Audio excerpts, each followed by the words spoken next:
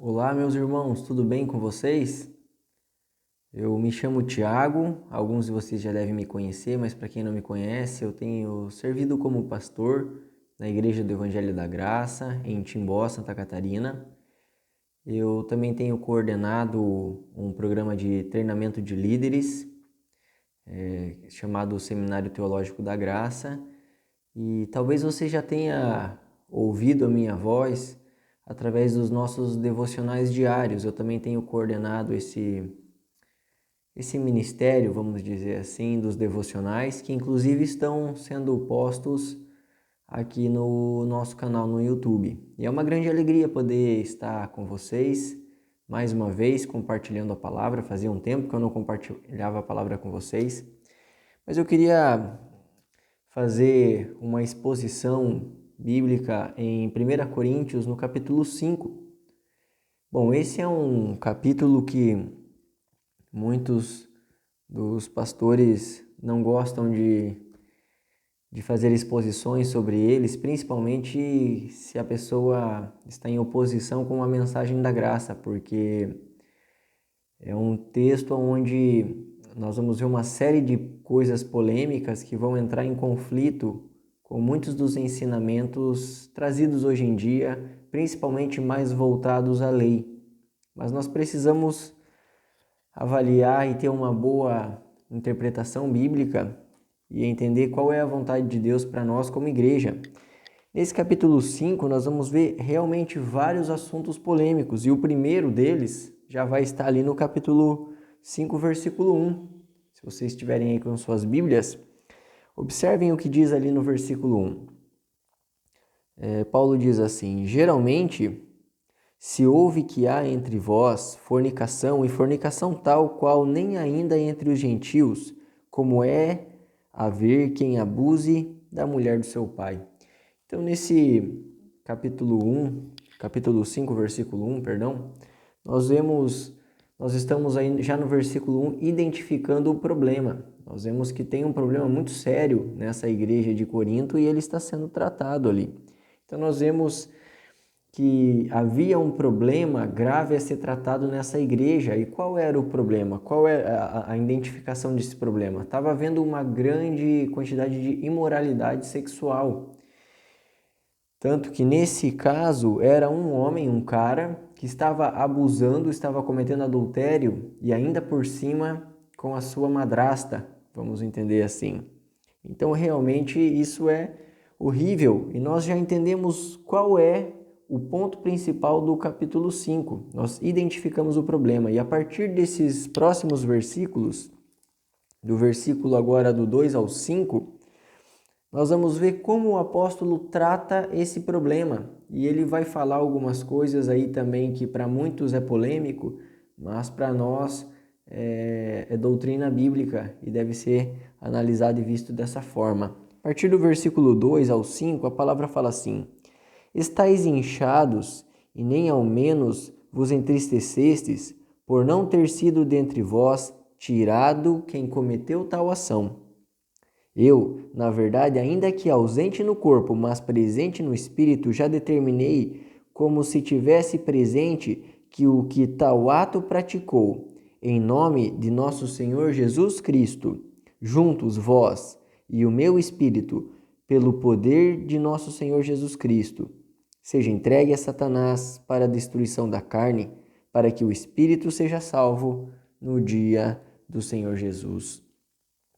Bom, a partir desse versículo 2 ao 5, nós estamos vendo o quê? Nós estamos vendo que a igreja de Corinto, eles estavam inchados, eles estavam orgulhosos por causa do pecado.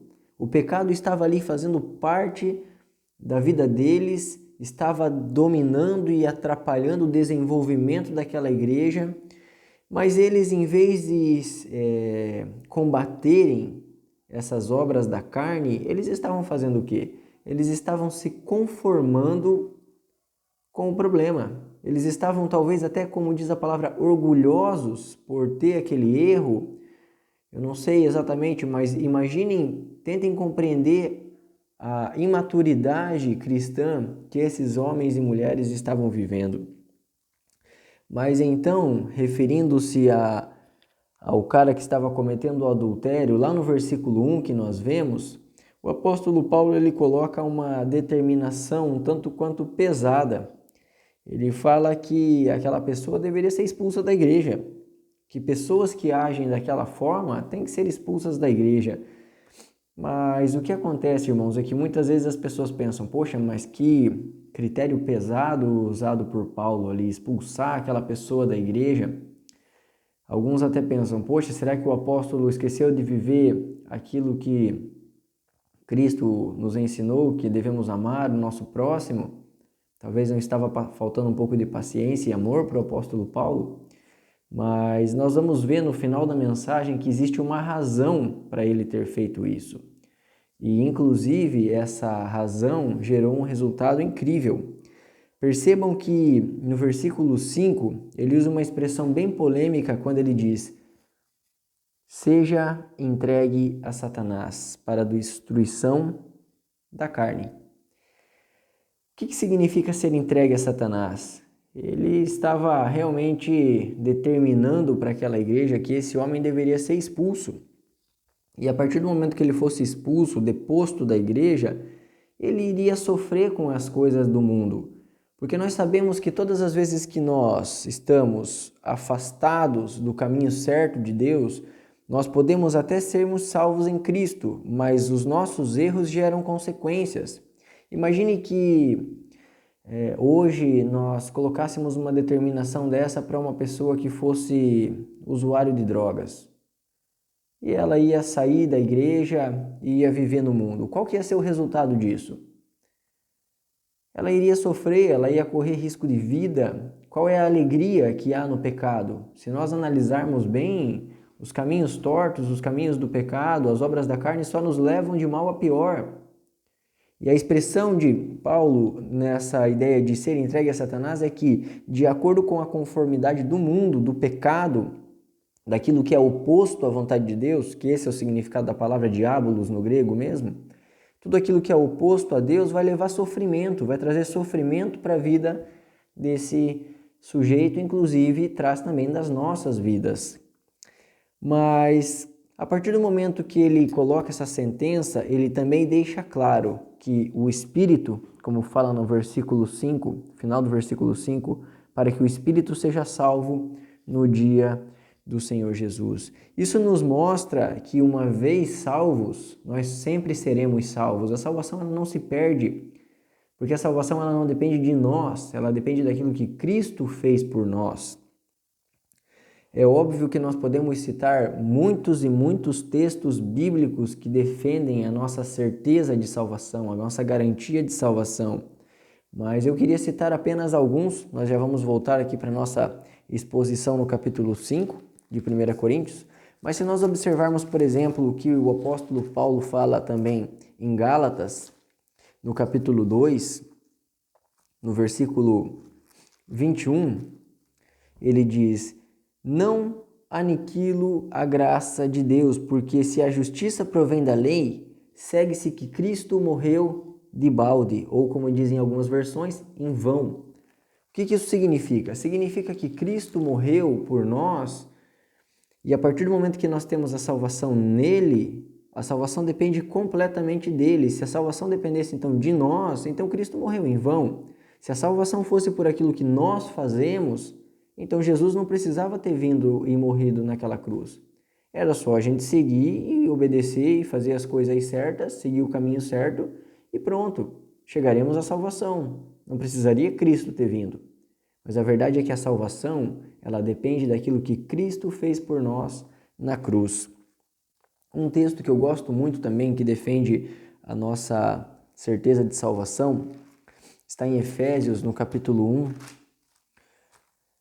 os versículos 12 ao 14, onde a palavra fala: com o fim de sermos para o louvor da sua glória, nós os que primeiro esperamos em Cristo, em quem também vós, depois que ouvistes a palavra da verdade, o evangelho da vossa salvação, e tendo nele crido, fostes selados com o Espírito Santo da promessa, o qual é o penhor da nossa herança para a redenção da possessão, para o louvor da sua glória. O que isso significa, meus amados irmãos? Que a partir do momento que nós ouvimos o evangelho da nossa salvação e tendo nesse evangelho crido, tendo fé naquilo que Cristo fez por nós na cruz, a palavra complementa no versículo 14, que ele usa duas expressões interessantes. A primeira delas é penhor, diz na versão que eu estou usando, que é a Almeida Revista e Corrigida.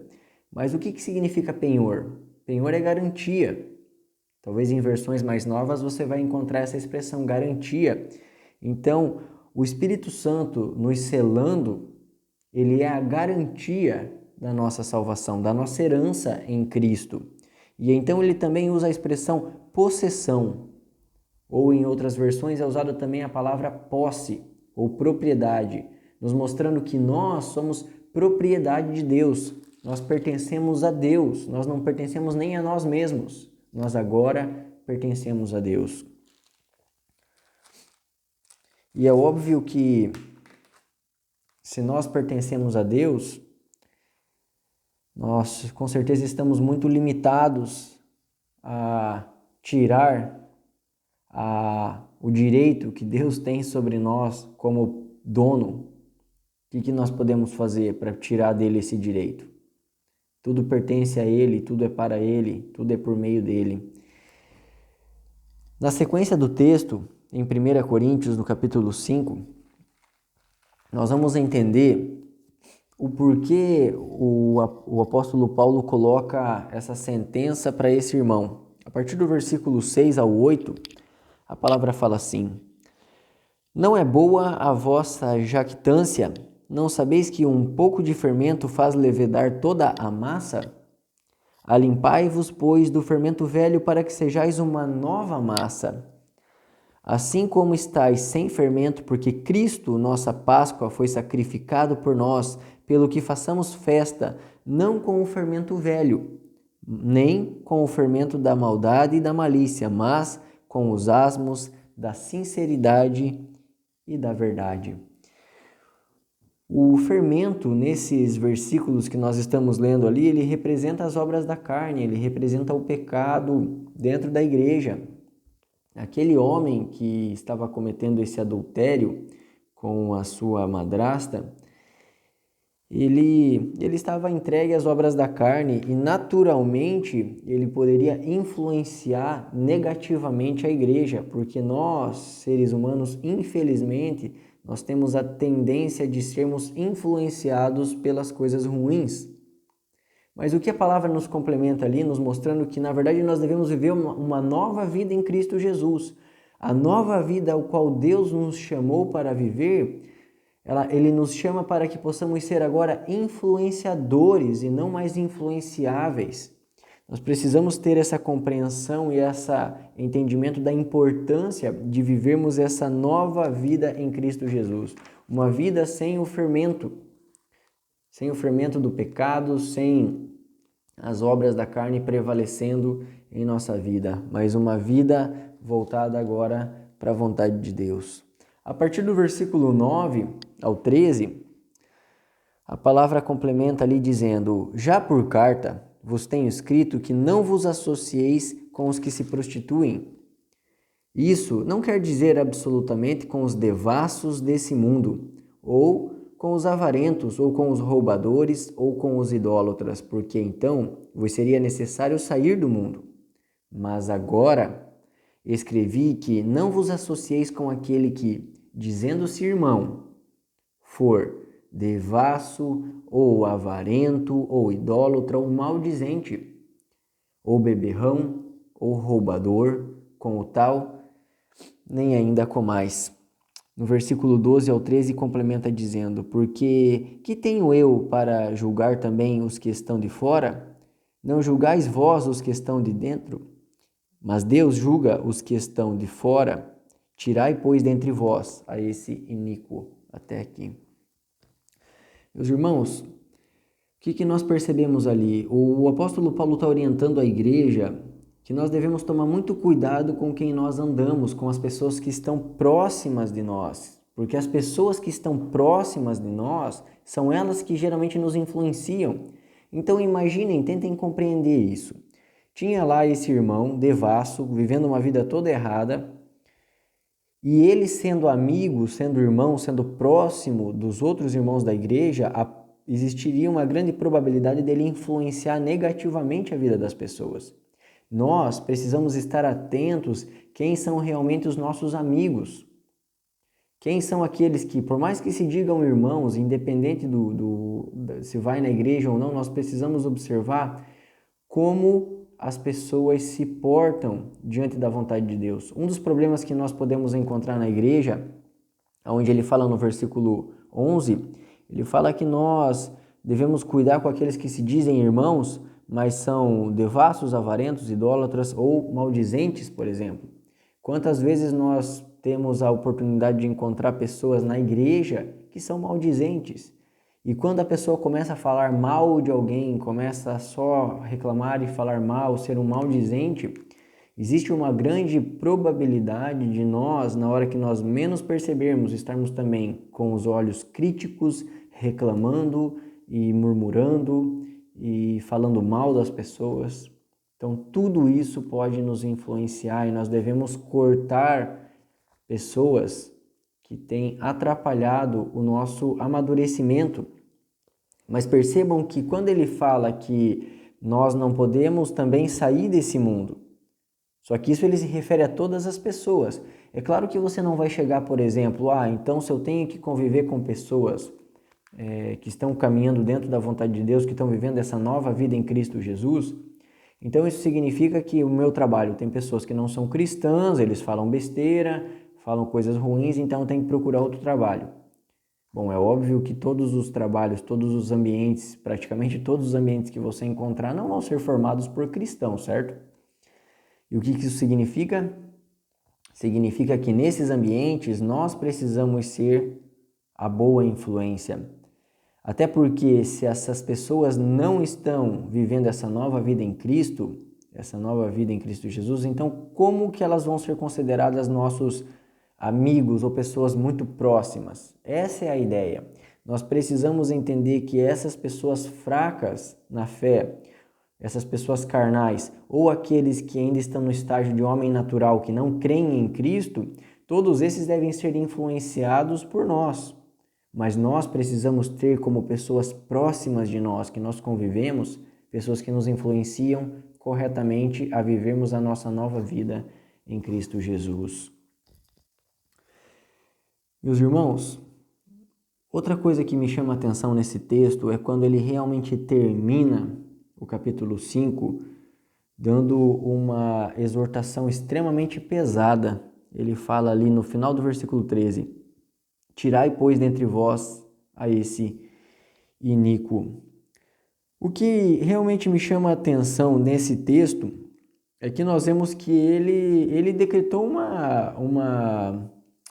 um julgamento, vamos dizer assim. Ele decretou uma disciplina para esse irmão. Ele falou, expulse esse cara da igreja, tirem do meio de vocês. Mas o que é interessante é como o que nós vamos ver na segunda carta do apóstolo Paulo aos Coríntios. Nós percebemos que o resultado de uma exortação para um cristão autêntico, alguém que está querendo realmente viver a sua nova vida em Cristo, vai ser sempre de mudança de vida, para que ele possa se enquadrar na vontade do seu Senhor. Eu vou convidar vocês a irem agora a 2 Coríntios. Então deixem agora aí o 1 Coríntios capítulo 5, vamos lá para o 2 Coríntios. 2 Coríntios, no capítulo 2, os versículos 5 ao 11.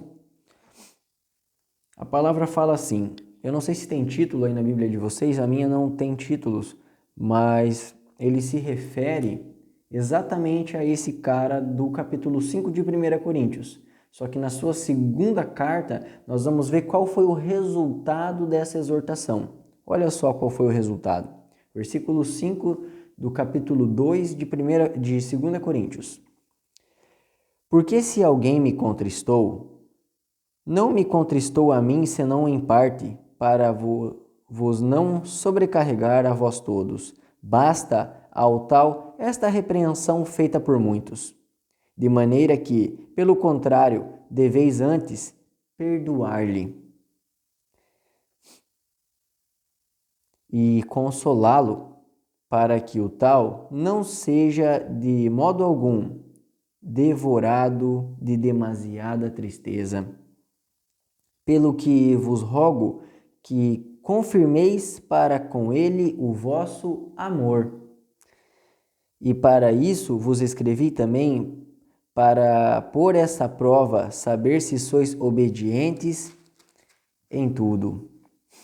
E a quem perdoardes alguma coisa também eu, porque o que eu também perdoei, se é que tenho perdoado por amor de vós, o fiz na presença de Cristo, para que não sejamos vencidos por Satanás, porque não ignoramos os seus ardis.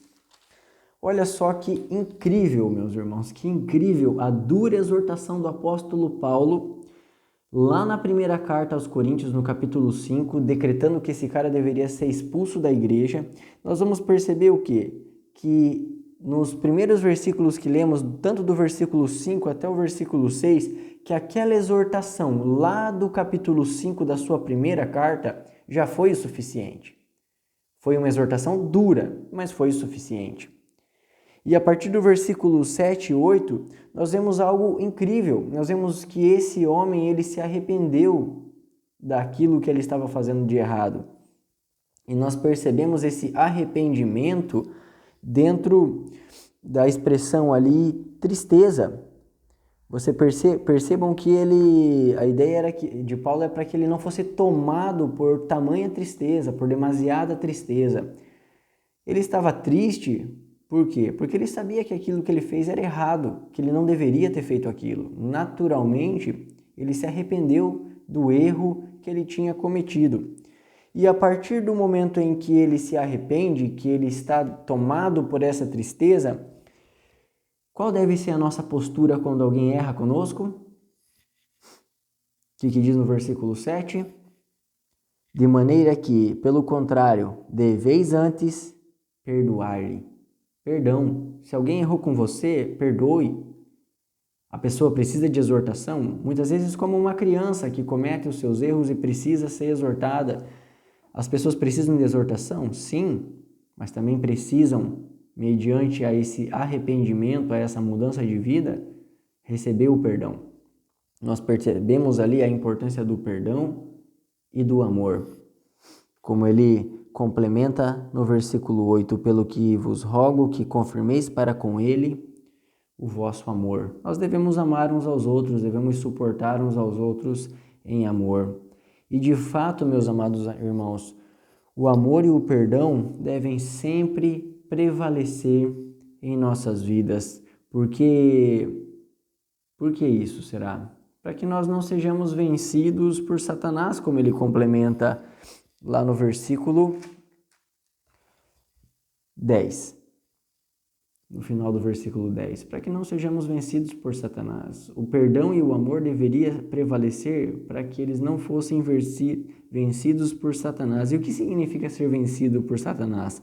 Simplificando, meus irmãos, é para que venhamos a agir de uma forma oposta à vontade de Satanás, ou seja, em conformidade com a vontade de Deus. A palavra diabolos, como eu tinha falado anteriormente, ou Satanás ali, ele traz a ideia de oposição à vontade de Deus.